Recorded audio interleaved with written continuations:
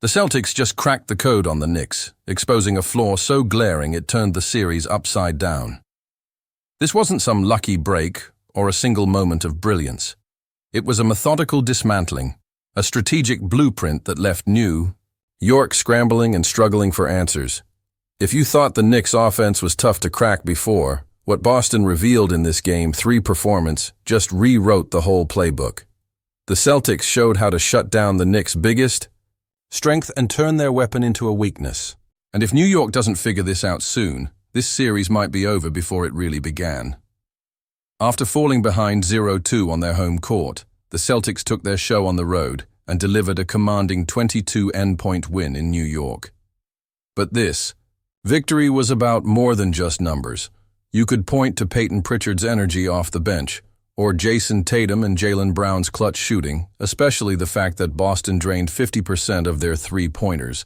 But the real story was defense. Boston's defensive game plan didn't rely on something flashy or complicated. It was simple, smart, and brutally effective.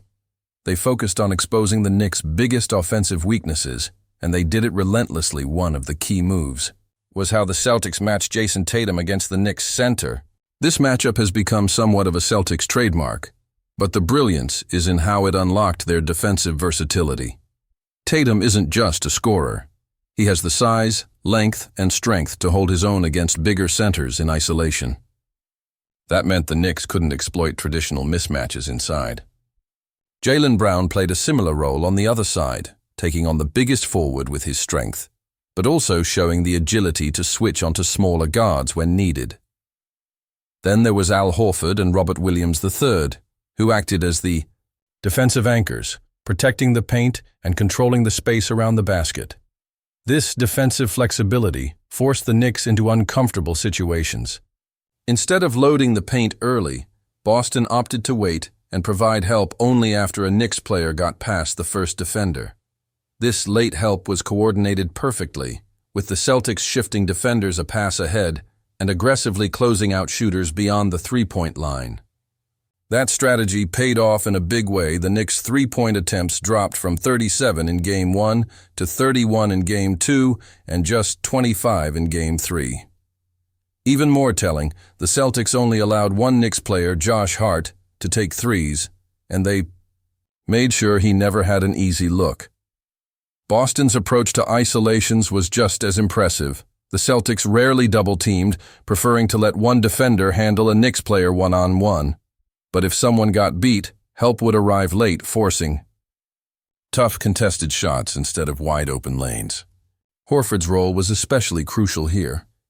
When the Knicks tried to use Hart to create mismatch opportunities like posting up or setting screens, Horford left Hart on an island to collapse into the paint and protect the rim. That forced tough turnaround jumpers or quick decisions with no space, disrupting the flow of New York's offense. When Mitchell Robinson replaced Hart, Boston's strategy didn't change. They intentionally fouled Robinson to send him to the free throw line, knowing he's one of the worst free throw shooters in these playoffs. This forced the Knicks to play without one of their key defensive anchors for long stretches, and it limited Robinson's impact on the game. Meanwhile, Robert Williams continued to roam the paint like a sentinel, deterring any Knicks player from attacking the basket with confidence. The Knicks' counters were creative but ineffective. They tried using Hart as a screener to force Boston's defenders into action, but the Celtics' defenders stayed disciplined. Whether it was Cornette or Kristaps, Boston's players prioritized protecting the rim over chasing shooters, making it nearly impossible for New York to generate downhill pressure or get easy buckets inside. Every attempt to create space or mismatches was met with tight rotations and relentless coverage. By halftime, the Knicks had managed only 46 points, trailing by 25. That kind of offensive drought is deadly in a playoff series, and it showed just how much Boston's defense had taken control.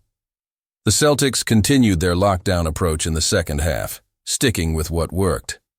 Horford played the ball in a drop coverage whenever Hart set screens, and the Knicks failed to capitalize on even the open threes that Boston sometimes gave up. Josh Hart's struggles typified New York's overall offensive troubles. His inability to consistently knock down shots or create space killed any momentum the Knicks tried to build. Boston's defense never let him get comfortable, and that lack of spacing bled over to the rest of the offense. When Robinson was back on the floor, the Celtics simply threw Kristaps on him, maintaining their free safety presence near the rim and allowing their perimeter defenders to switch aggressively. Even the Knicks star Julius Randle, who usually leads the charge, found himself locked in a chess match. Boston's timely peel switching and quick rotations kept him from getting easy access to the paint. When Randle isolated against Horford, Kristaps stayed committed to the ball, and Horford peeled off to cover the dunker. That combined effort shut down lanes and forced the Knicks into tough, low-percentage shots.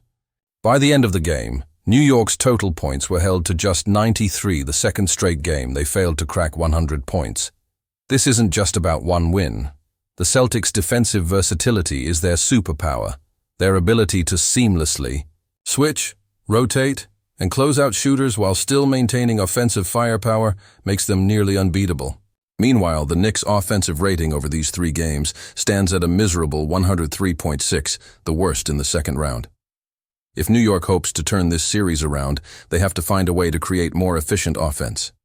Because at this rate, the Celtics aren't just winning games, they're exposing every weakness, one by one, and building a fortress too tough to break through. The Knicks' biggest issue, as exposed by the Celtics, isn't just about missing shots or turnovers. It's about how Boston's defense has stripped away their ability to create meaningful advantages on offense. The Celtics didn't just defend. Well, they dismantled New York's entire offensive identity, forcing the Knicks to confront a fundamental problem: a lack of reliable space creation and poor shot selection under pressure. This isn't a small hiccup.